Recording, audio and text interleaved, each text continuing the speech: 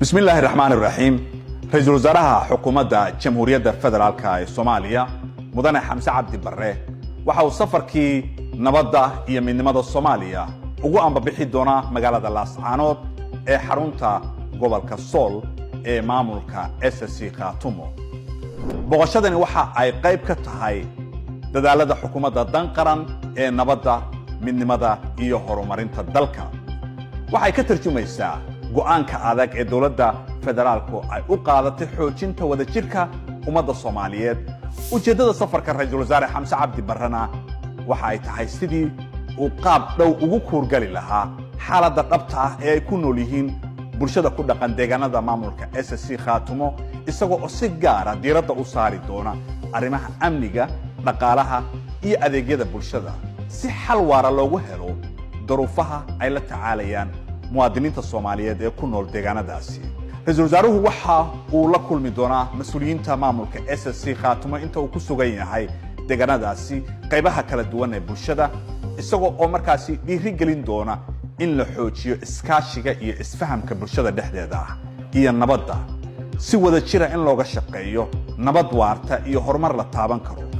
waxa ra'iisul wasaare Xamse uu markaasi uu kala hadli doonaa mas'uuliyiinta deegaanka iyo bulshadaba sidii horumar loogu heli lahaa caqabadaha jira iyo sidii markaasi horumar la taaban karo looga gaari lahaa nabadeynta iyo mideynta shacabka Soomaaliyeed. sidoo kale inta ra'iisul wasaaruhu uu ku jiro safarkaasi waxa uu xariga ka jari doonaa mashaariic horumarineed oo la dhameystiray, kuwaasi oo wax weyn ka tari doona baahiyaha aasaasiga ah ee bulshada Laascaanood.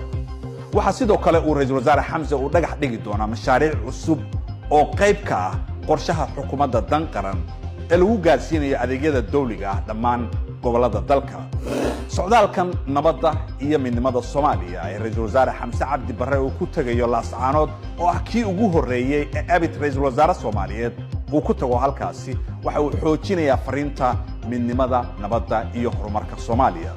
waxaana uu caddayn u yahay sida dawladda Soomaaliya ay uga go'an tahay in dalka oo dhan la gaarsiiyo nabad iyo horumar si loo helo bulsho isku duuban oo hore u socota.